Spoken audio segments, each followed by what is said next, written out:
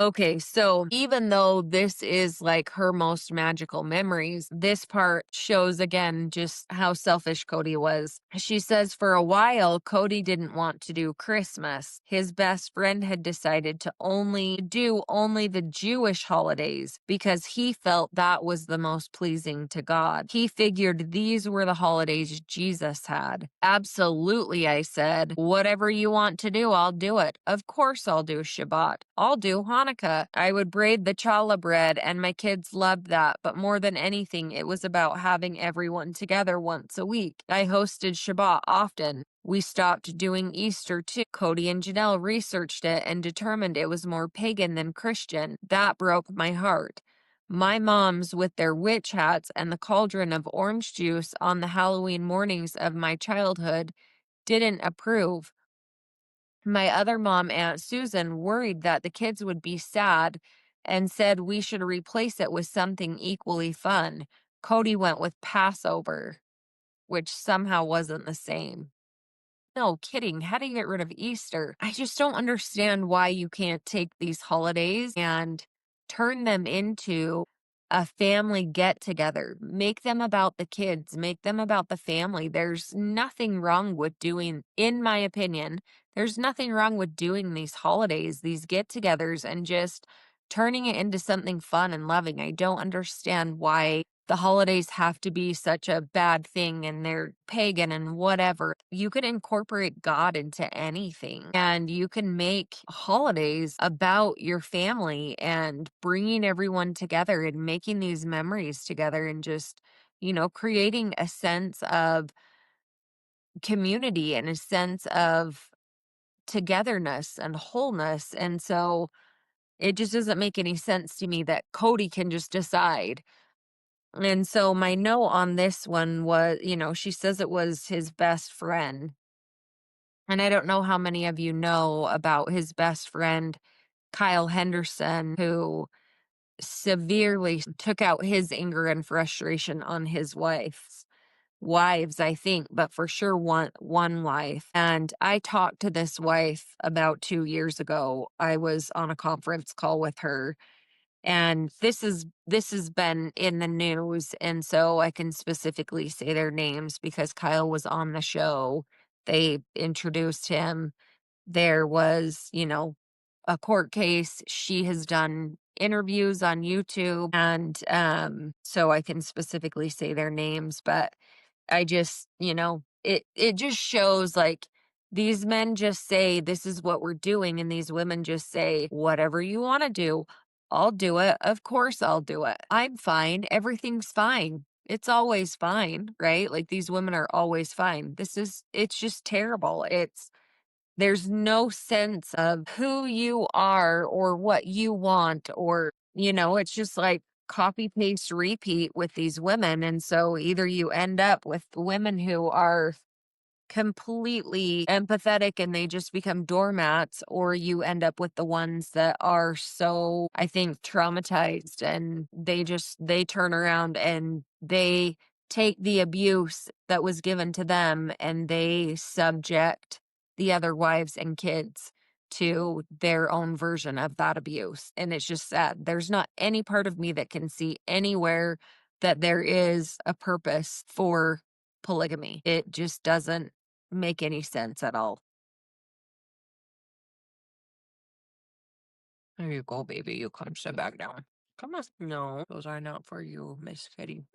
All right. So now she's talking about how she continued to live in the small ranch house where she cooked for, cleaned up after, disciplined, and homeschooled all 10 kids. They were a rowdy bunch, but as they got older, they started to look after each other. Here's where the kids start to become parentified. When they weren't wrestling or yelling, I did everything I could to keep them focused on their lessons. At one point, we built an Incan empire in the backyard, complete with canals and homes. Then we created this intricate communication system with Kwaipu, I don't know how to pronounce that, or strings with knots tied in different numbers and distances to relay messages. The kids would use the quipu to show how much corn or wheat they had, and then they would run it over to another tribe. She says, I did my best, but I didn't have much money. And I had 10 kids under the age of 13. So while I have fond memories of teaching them, I knew they weren't getting the education they needed. She said that she played games to teach them math and Latin roots, but McKelty struggled with reading, and she could see that Garrison and Payton were falling behind too. It wasn't always ideal because of my work situation. Okay, guys, I worked at the museum, spent one evening a week at Walmart, and I had a paper route. She cooks and cleans and educates the 10 kids, and she has 3 jobs. It's just so much. So I saw some clip of McKelty and Tony today kind of talking about current things. And in this clip, McKelty is talking about how her dad just wasn't really ever home growing up. And Christine talks about it in the book. Cody's gone all week and then he's home on the weekends, and they all got paid into one family pot, figured out how much they needed, and that was what they each got. So then McKelty's talking about, her mom just figured out how much she needed, told that number to Cody, and then Cody would write each one of them a check. That check would go into their personal account, and then they would pay, their bills and whatever they needed. Well, whatever was left, Cody was using that for whatever he wanted, right? He was in charge of all of the money. And so then she talks about how, God, this just makes me so angry. The moms bought all of the groceries, and Cody never used his money, right? He was taking his own cut from what TLC was paying them. So Cody never used his money to buy groceries or to help pay for things. She said maybe if he wanted to watch like fight night, he would use his money to buy steak for the family, but he would send the moms to get it. So you can just see how selfish, these men are. And you can see where these kids just start getting parentified in these families, and it is so incredibly harmful. I remember in 3rd grade and 4th grade having to go home and babysit, and all of my friends would be making play dates and talking about going wherever they were going to go. And I had to go straight home because I had younger siblings that I had to watch every day after school. And there was one time I knew that my mom she was going to Idaho, and she was taking a friend from the AUB. She used to work on this woman, and my mom's incredibly knowledgeable about, how the body works. And so she did acupressure therapy, because we didn't go to the doctor, and then she knew about herbs and vitamins and things like that. And so she was taking this woman up to Idaho. She would go up to Lava Hot Springs in Idaho, and she would work on her, basically do massage work, acupressure work on her in the hot pools. And I knew that she was going, and I wanted to go. I had begged her to please take me with, because I'd go with her quite often as I could, and I would babysit whatever baby she was breastfeeding at the time. And so I get checked out of school this day and come home, and I'm so excited because I know I'm going to Idaho with her. I get to go up to, our friend's property up there and go to the hot pools, and it's an adventure, and I get to be with my mom. And she tells me, no, I don't get to go, that I need to stay behind and watch the kids that she's not taking, so the ones that are above baby that needs to come. And I was so incredibly devastated. I remember as soon as they left, watching them out the window, watching them, you know, drive down the street in, I think we had a station wagon still at the time or a van, I don't remember. I just remember watching him drive down the street, and I remember, like, screaming and, like, just being so upset, like, cry screaming, and walking over to the door and just kicking the door as hard as I could and putting a hole in the bottom of my bedroom door. And then, like, shit, how am I going to explain that? And having to come up with some dumb lie. Like, there was always holes in the doors and windows were getting broken and all that kind of stuff. But yeah, you're just parentified at such a young age. And it's like the dads don't make enough money to pay for all of the things that the families need, so the wives have to work. Okay. So dad doesn't make enough money to cover all of the expenses for the family.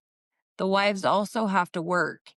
And even if the dads did make enough money and the wives didn't have to work, the wives are still taking care of the family 100% of the time. The mom is working 24 hours a day, 7 days a week. Dad gets off work at 5 p.m. and he gets to come home and kick his feet up. He's off for the rest of the day.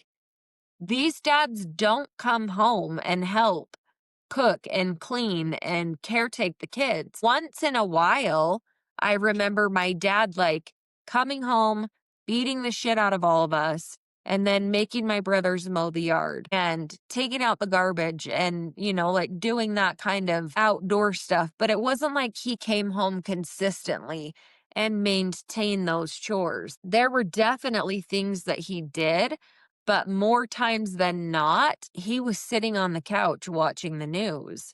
And so my mom would work, work, work, and then she would come home from work and she would cook dinner, take care of all of us kids. Then he'd get tired of all of us kids. We all needed to go to bed.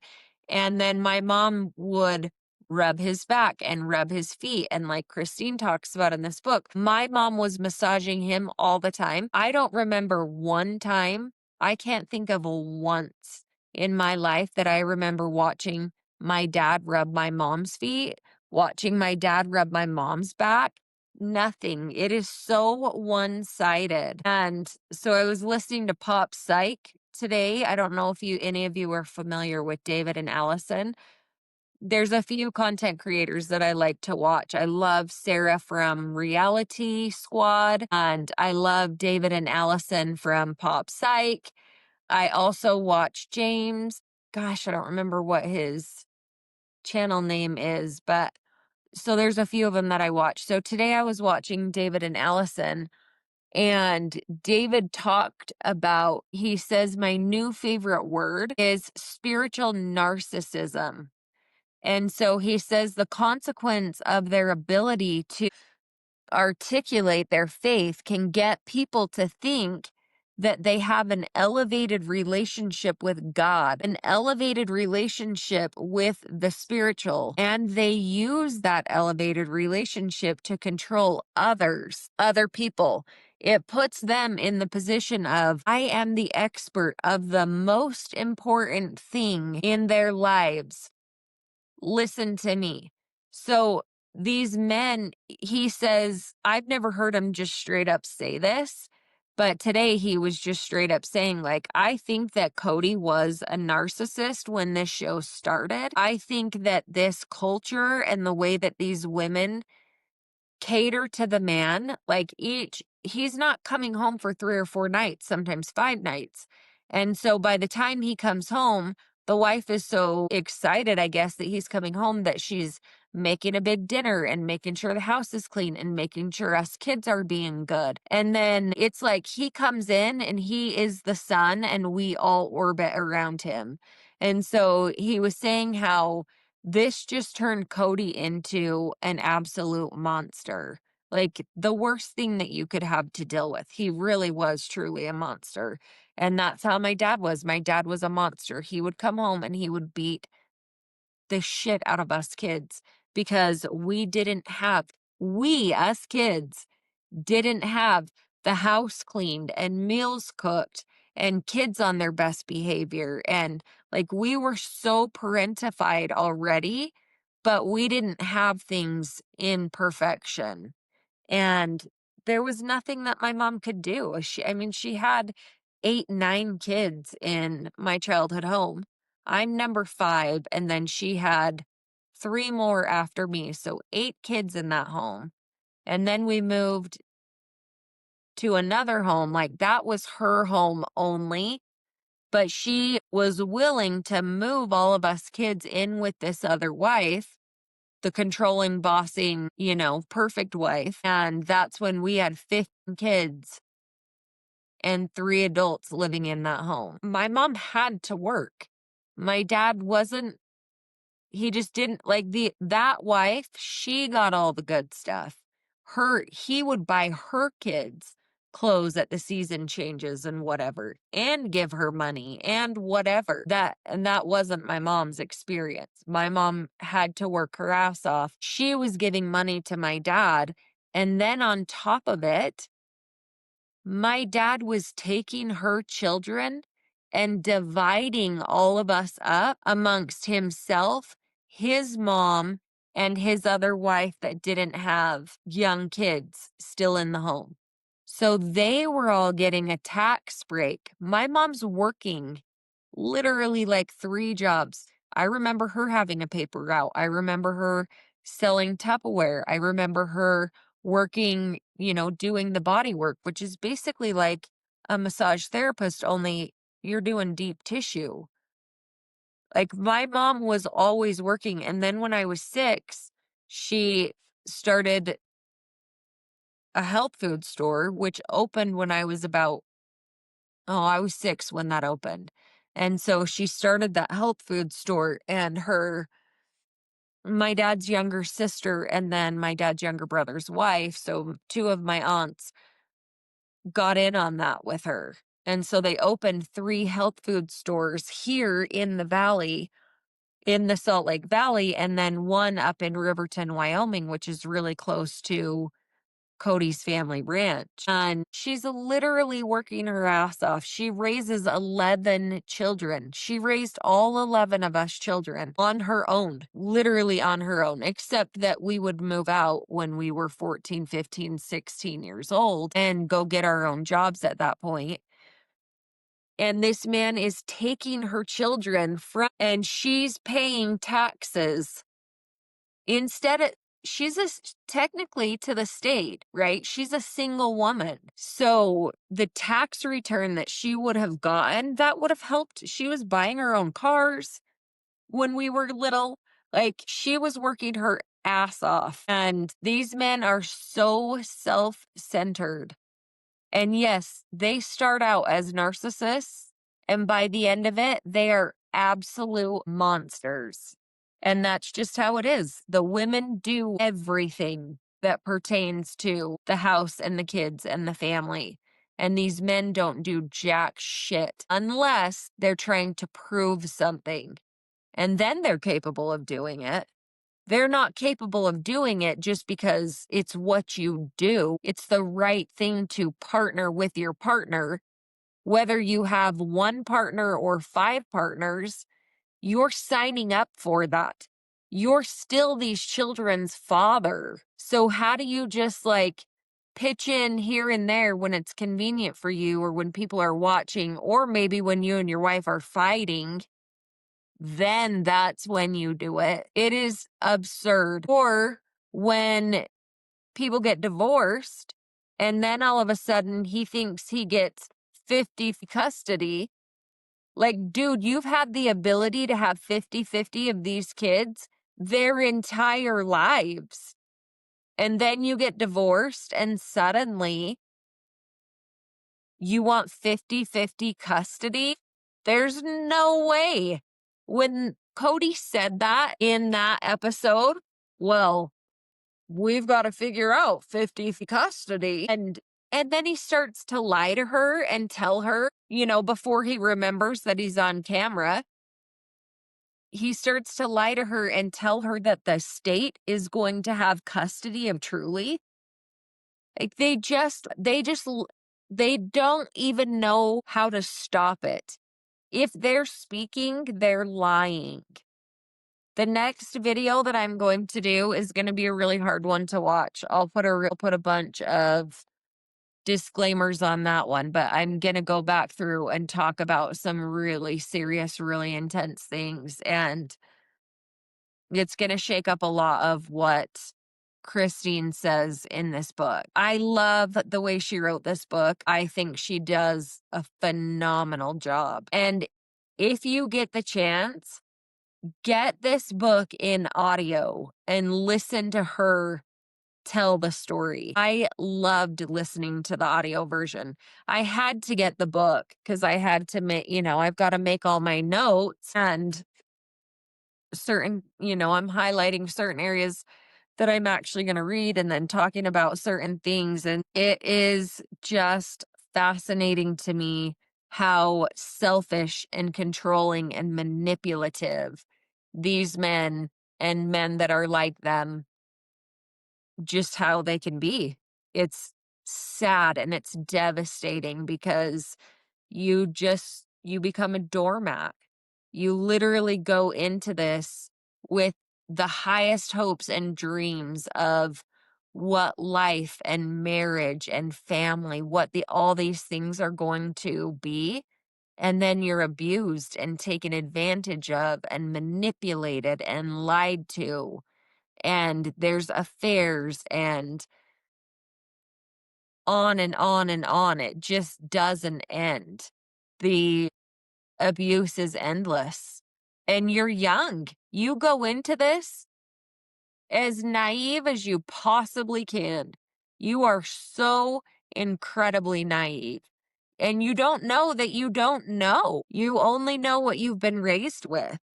So it is so hard to watch and it is so hard to, kind of go back over these things. But I loved that when I watched that video today on Pop Psych, and I watched it right before I had a therapy appointment, and I have been seeing this therapist for the last 6 years, once a week, sometimes twice, occasionally every other week.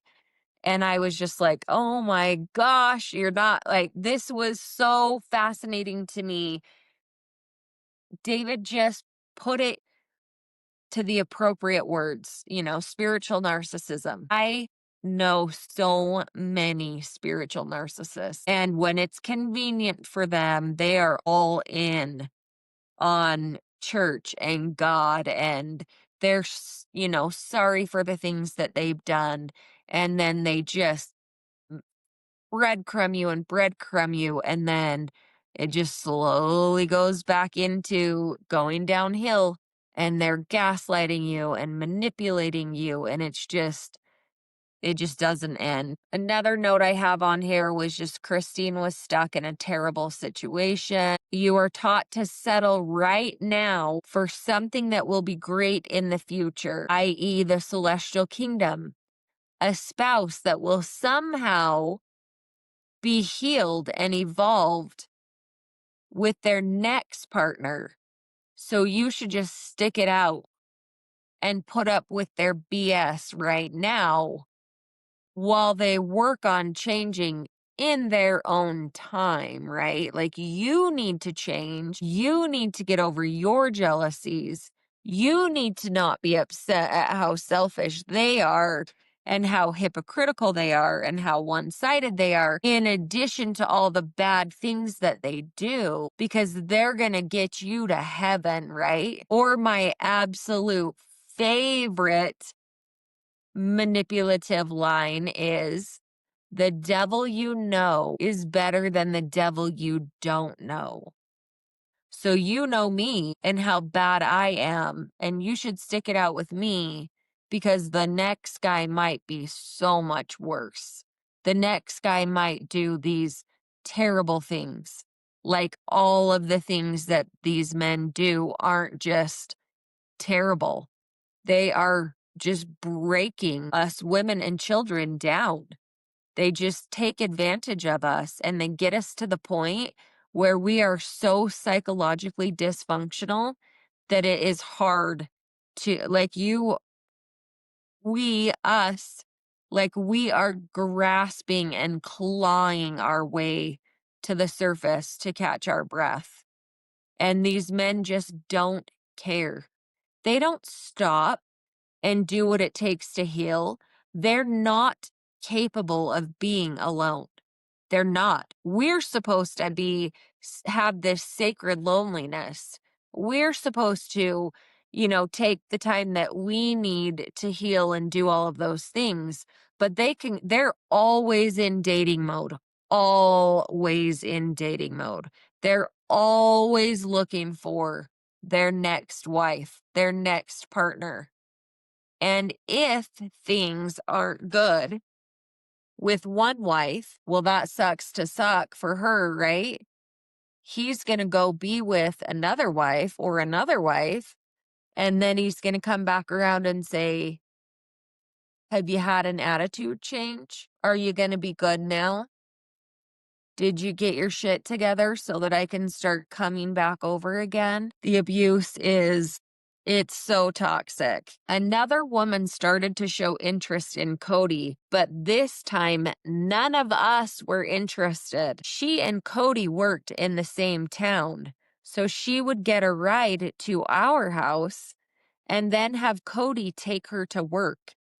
She flirted with him constantly. And Cody can be ridiculously flirty too. But her flirting with a married guy was not super cool. She was extra. Here is my UTF. Are you kidding me, Christine? He's a married man, remember? You guys made these commitments. You guys value your marriages and put so much stock into how sacred they are. But I'm reading this and she's talking about how bad this woman is when Cody is legitimate. Cody can be super flirty too, but she was extra. Her mom and dad started hinting at possibilities, but nobody talked about a potential courtship. Her dad had 2 wives. They should have known better. And she didn't work on a relationship with Mary, Janelle, and me. She called constantly, and Cody spent a lot of time on the phone with her. Again, why is Cody, with 3 wives and 10 kids at this point, why is Cody spending time on the phone with this woman? I got sick of it. I thought she disrespected our marriages to Cody. Cody was disrespecting his marriages to the 3 of you. I remember I was tired all the time because I was pregnant, so I took a nap. Look, if she calls again, you need to let me intervene, I told Mary and Janelle. This is ridiculous. She called. Janelle knocked on my door. Where's the phone? I said. We gave it to Cody, she said. Seriously? Cody was in the garage working with his brothers. I opened the door and could see he was on the phone. So I roared her name. Picture Samuel L. Jackson in Pulp Fiction. Well, or maybe Ursula in The Little Mermaid. I love Ursula. Are you talking to her right now? I said to Cody. Yeah, he said. Give me the phone, I said, as I grabbed it. You have made a wrong decision here, I said to the woman.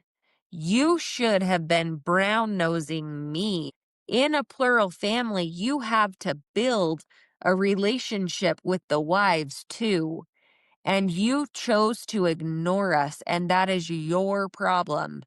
And you will never get further than this. It is over. You will get your own rides to work. You will not call him anymore. You will not get through me. And then I hung up the phone. When I looked up, Cody's brothers were all standing with their mouths open because they had never seen that side of me. I'm the fun, happy-go-lucky, everything's always peachy wife. I remember being that wife. And it is so great when you quit being that wife. It really is. But don't cross me. That's not going to work out well for you. I've talked with the woman since, and she said, "Yeah, I behaved badly." And I said, "Yeah, I may have too." She's happily married now. It cracks me up. So then she goes on to talk about how they raised the kids together as siblings. In our culture, aunt is synonymous with other mom. So we always called the other moms aunt.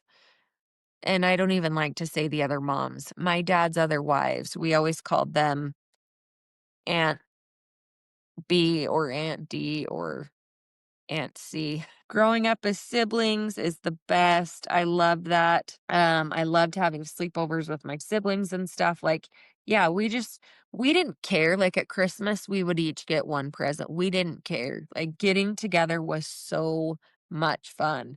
Yes, our school friends were getting Nintendos and, each kid's getting 52 presents and we're getting like 2 straight days of time with all of our brothers and sisters. I love how Christine goes into the holidays in this because that really is the best time. Our family reunion was the best time of the year. Like, we just loved getting together with our siblings. So she says they didn't want to use the term like Mother Mary or Mother Christine. The FLDS does that. The FLDS, all of the mothers are mothers. And so you call them Mother Mary, Mother Christine, Mother Janelle.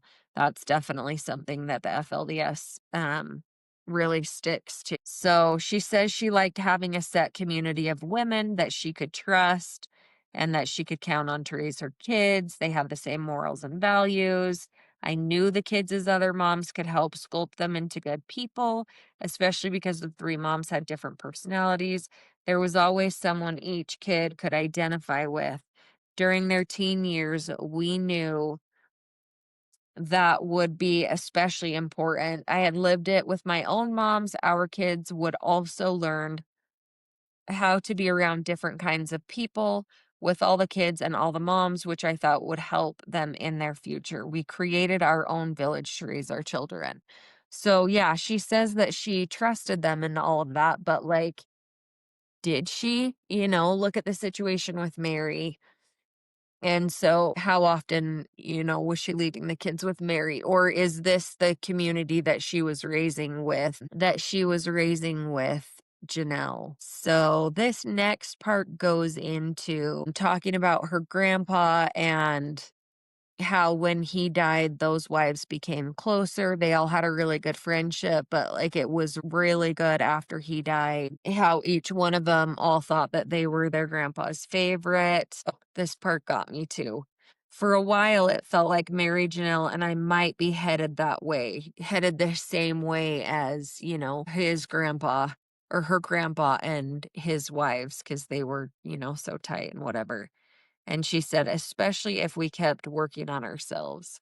And that's it. Like the women are always working on themselves. Every single natural human instinct is squashed. Like you're not allowed to have real feelings. Is keep sweet, pray, and obey. And yes, they might not have said those things out loud, but that's literally what the culture taught you. If you're complaining, you're not worthy of my time or my attention. So the women really just have to suck it up and get over it. And then she talks about how even the kissing got better in Wyoming. Okay, so they're still in Wyoming at this point. She talks about how even hers and Cody's kissing was better in Wyoming. And as a young woman, she was all about practicing. Cody wants to know what she wants to do for her birthday. She just wants to go somewhere and make out. He says he doesn't want to do that. She needs to pick something else. So she says he was attentive in other ways. When she was pregnant with Isabel, the diamond fell out of her wedding ring. So he takes her to Billings, Montana and gets her a new wedding ring. And she loved that ring. Like that was a happy time for her. And then she found out a week before Isabel was born that it was only her midwife's 10th birth. That freaked her out. So she talked to Cody about him needing to focus on her while she was in labor. You can't talk while I'm having contractions. And so, she says he was always fully engaged. He would rub her back. And then she talks about Isabel being an awkward looking baby. She remembers thinking, "What have I given birth to? She looks nothing like me. She looks nothing like Cody. I don't know who she looks like." And then her dad comes around when she's a few months old and tells her how much Isabel looks like her. And she's like, "That's so untrue." And so she goes and pulls baby pictures of herself. And she's like, "Oh my gosh, she looks just like me." And then Isabel ends up being really cute. She's several months old and she ends up being really cute. But she says that she was also a homely looking baby. And then she talks about how Isabel is such a daddy's girl and how Cody was such a good dad. And it's just so unfortunate that we don't really know what a good dad is. So, when she talks about her relationship with her dad, I wonder how much of that is like actual good hands-on fathering, or is it him, telling her that she's a princess and how much he loves her and how beautiful she is, and those things are great. I think every dad it is a father's job, 1,000,000%, in my opinion, to build his daughter's self-esteem. He needs to be so involved with those girls, and I don't give a shit how smart a girl is. A dad needs to tell his daughters consistently that they are beautiful and how much he loves them. A dad can't say it enough, in my opinion. I think that that is so incredibly important to build that up with your daughters, because if not, they're gonna go out and they're gonna find abusive men that manipulate their daughters, and then they're gonna end up in shitty situations. She said they tried to do things with the kids consistently. That usually meant yard work. They helped Mary build a house. The kids loved being around Cody. They all had little tool belts just like dad. He was fun, and she loved to watch him with them. They would pull weeds in the garden. And then she goes into another story about Garrison and how they always had these big bonfires for Garrison's birthday. Garrison was a pyromaniac, and Cody would let him light the fire. So they would pull all of these weeds and then they would bundle them up and set them in the fire pit, probably let him dry out, and then they would let Garrison light them. And so when he was 6 years old, Garrison would stare at the cupboard where the matches were kept, and finally they'd get the matchbox for him, tell him to take it to Cody, and Cody would let him have 3 matches to light the fire, and so he would get to light the fire. And so she just said on the weekends they played, and if it snowed, they had snowball fights, and they went sledding, and they'd go for drives, and they'd go to Cody's dad's ranch. I remember going to the ranch. I remember being terrified of Cody's dad. I don't know why. I didn't spend a lot of time around that man. I just remember being terrified of him. And it was like, don't turn your back on Win. If you're around Win, you be focused and sharp and watch your tongue, be careful around him. And so she says just kind of how crazy their kids were. They tried to do piñatas a few times, but they couldn't because the kids were all so crazy, waving sticks around. And they're crazy for Red Rover too. So on this last Sunday, I went with my sister Melanie and my mom. And so we went and did something on Sunday, kind of pertaining to advocating for, people that are in polygamy. And then we went and drove over to the compound that Christine talks about in her book.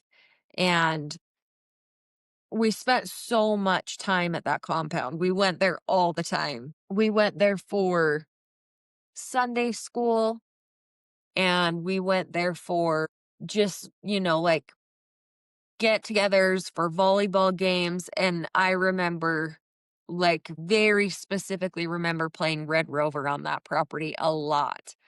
And so I thought it was really cool where she points out right here how much they loved to play Red Rover. When I was a kid, it was a big deal to go ice blocking.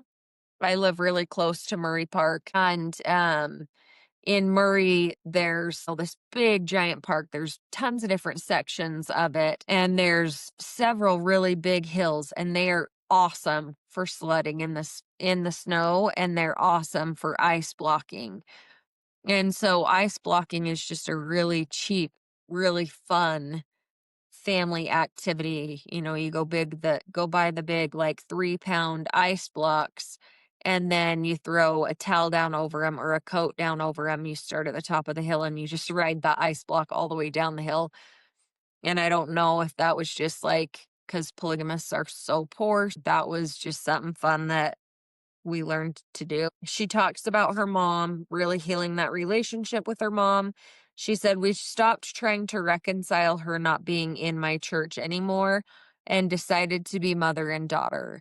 I don't know how I would have made it through any of it without her." That part had me in tears earlier today. I legitimately cannot imagine doing life without my mom. My mom is and has been my biggest support system. My life has been just batshit crazy. Things have been so bonkers. And literally, I'm not even quite to the 2-year mark since I got divorced. And my mom is the last woman standing.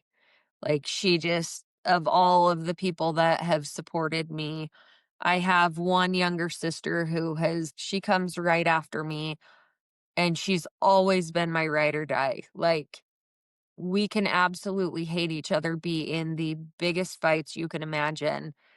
And at the end of the day, if anything happens, no matter, like, it could be 6 years we haven't spoken. It's never been that long. I don't think it's ever been more than a few months, but it doesn't matter just where things are at between us. If we absolutely need each other, we both know that the other one is there. But it's really hard when you're going through a really hard time and the majority of your siblings are going through a really hard time too. And because we weren't really taught how to communicate and things like that, there's a lot. And so there's been a lot of stuff that's been happening with my dad and then losing my little brother. Like, my ex-husband moved out July 11th, and my little brother passed away very unexpectedly August 16th. And even though my ex-husband was still coming around through the divorce process and we were still kind of seeing each other, and not seeing each other as in to work things out, but just, fighting and other things. And then the divorce was final on November 1st of 23. And then that was it. He was gone essentially in any way that I could have asked him for help or support or anything like that. And so after that, it was just, solely on my support system of, family and friends. And so, yeah, it's been a lot. It's been hard. I can't even imagine doing it without my mom. I definitely know there's not any part of me that doubts I would not have survived without my mom. These, last 20 months, 22 months, like, I wouldn't have made it. She has been the only one to, like, truly, fully, the entire time stick by my side and help me when no one else would or could help me, or, even people that didn't help me. And so, unfortunately, nobody knows the ins and outs of a situation, and it can be really hard. I think certain people take certain sides, and it's just having your mom there is so critical all the time. So that's a sad story. And then she says, soon after Cody announced he had gotten a job in Utah. And okay, so we are almost done. This is the last page. So, um, she talks about how much she loves Wyoming and all that they did. She said they really found their rhythm there. Things could be tight, but we had a flock of kids and we did everything together. But just after Gwendolyn was born in 2001, another argument in the family. Janelle moved in with her mom for about 8 months, but that's Janelle's story to tell. It was never easy for all of us, including Cody. She's so gracious in the way that she really, I think, talks about where they all had their faults. And if I were her, I would 100% be pinning it all on Cody and the patriarchy. So she says sometimes that felt hard to get away from the conflict. And then soon after Cody announced that he had gotten a job in Utah, my note is UTF. Are you kidding me? I remember saying, there are 14 people in this family and you are only concerned with one. And that's how it is. The men think about the men and their wants and needs and what they want to provide for the family, not necessarily things that the family needs or things that the family's asking for. The things that the family asks for, he's not capable of providing those things. He's going to provide what he wants to provide. He's going to provide an image. He needs his ego fed. He needs his pride stroked. And so he's going to do what he wants to do. These men don't stop and think about, what does my wife want? What do my wives want? What do my children want? Are they okay living in not necessarily poverty, but are they okay living a meager life because they want to be together and they believe in this lifestyle and this doctrine? And can he get in and get his hands dirty and raise these babies with these women? Or with each one of them individually? Why can't he maintain those relationships? Why does he feel like he needs to go out and provide bigger and better and more? They're all happy, they're all content, right? And yet he is wanting what he wants. And he's going to do it in the name of his family. He's going to say, I did all of these great, wonderful things. And when you come to these men and you say, this hurt me or this upset me, he's like, what? Really? I did this and this and this and this and this for you. And I provided this big, beautiful house. And I kept the lights on and I kept hot water in the hot water tanks and et cetera, blah, blah, blah, blah, blah. And you're like, I want quality time with you. I want to spend time together as a family. I want to let our kids be kids and not be angry and upset at them for being kids. And they just don't get that. They have an image, they have what they need. And so, literally, she's saying it so perfectly right here. There are 14 people in this family, and you only ever think about one. I had moved around so much as a child that moving still stresses me out. It causes so many disruptions, and they don't get it because they don't deal with these things. They deal with hard things. They'll deal with a lot of times the moving truck and whatever. They'll deal with some of those things, but like, they're not thinking about the emotional toll that it takes to move and move and move and move and move and move and move again. And they're the ones that are causing those moves. And the women and children, we're like, yo, we're good here. We're happy here. And yet he can't let grass grow under his feet. He's always got to have more and more and more and more and more, and doesn't see that it's okay. There's nothing wrong with just being. It's okay to be. It's okay to create a life and a community and to raise those children in a safe and secure setting. But it's almost like they want to keep you on your toes too. And so they've got to disrupt things as often as they can.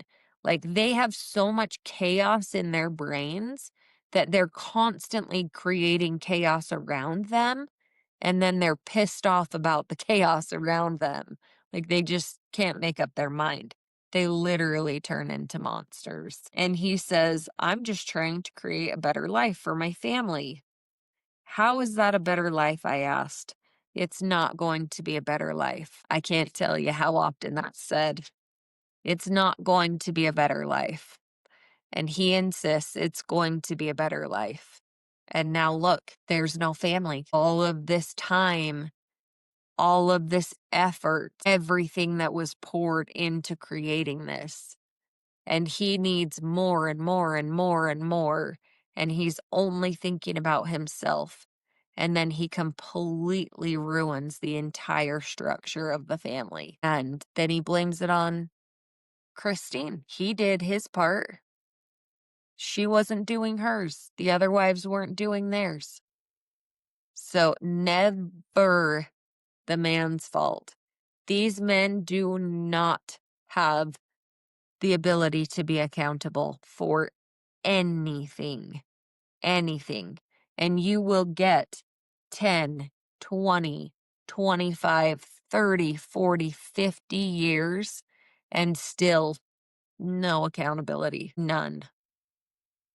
This society is set up in a way that you cannot win. You will always fail. And the children are the casualties, and the women become casualties.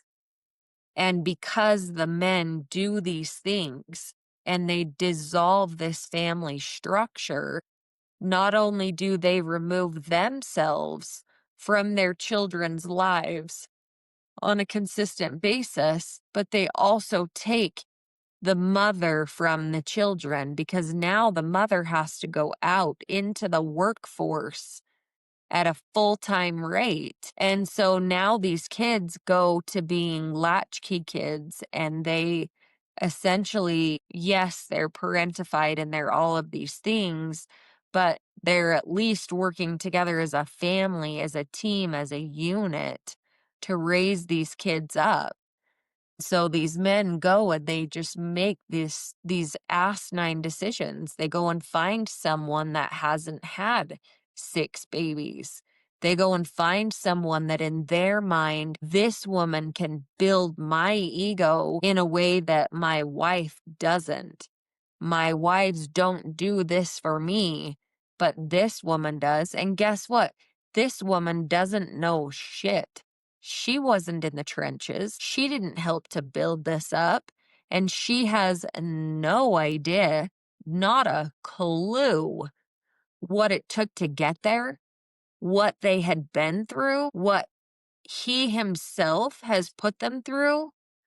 And so he builds up this whole fairy tale life in his head, and then he pretends to be someone that he never was prior to. He pretends to be this great father, this amazing provider. And so then you've got Robin over here like, what are you guys talking about? Cody's amazing. And the wives are like, yeah, no, maybe for you. He didn't do those things for me. He didn't take the kids to school. He didn't fold laundry. He didn't cook meals. He didn't do those things for me. But he needs to prove that he's not the person that his family knows him to be. So then he goes out and he just creates more until he gets tired and burned out with that. And then he'll destroy that as well, because he'll never achieve the level of happiness that he thinks that he is entitled to, or that he thinks really even exists. And the problem is he's so unhappy within himself that he's lying not only to everyone around him, all the new people that he creates. He's not only lying to all of them, he's consistently lying to himself. And so Cody doesn't have a clue what's going on. He's going to blame all, he never loved these women anyways, right? He thought that this was the life that he wanted. This plays out over and over and over and over again. And even with that happening, there's nobody that's preparing the next generation. They're not saying, hey, these are the hard, ugly things you're going to run into. They're not being told those things.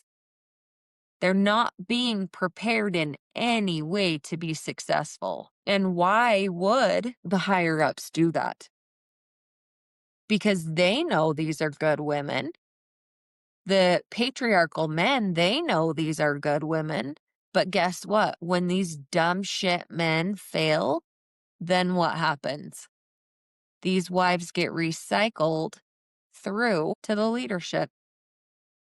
So then the leadership can start taking on these younger wives. They don't need to go get the 19-year-old wives, although sometimes they do, but they don't need to. They're going to go get a woman that's 10, 20, 30, sometimes 40 years younger than them. And they're going to play house with them. It's crazy, guys. It's sick and it's twisted.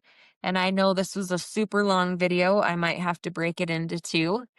That chapter was long, but I was just taking a lot of notes. And most of you, if you watch this video all the way through, you might think, wow, that was the dumbest shit that she was picking out. And that's okay. Because going through that, really, there's just so many things that stuck out to me that were so easy to compare to so many life lessons. So, anyways, thanks so much for being here, guys. Thanks so much for watching my content. I hope that you'll stick around for more.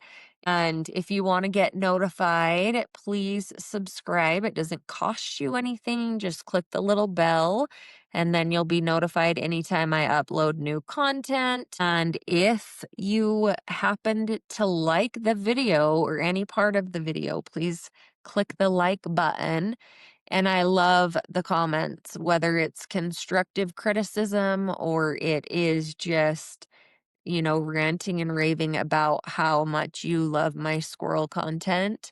I love to read your comments, and I have really tried hard to go through and answer as many of them as I possibly can. Sometimes it takes me a few days, but I do get caught up on the comments. So please leave me a comment. And thanks again so much for being here. I hope everyone has a super good Friday and that you all enjoy your weekend too. And remember that you are good enough just as you are. Take care, guys.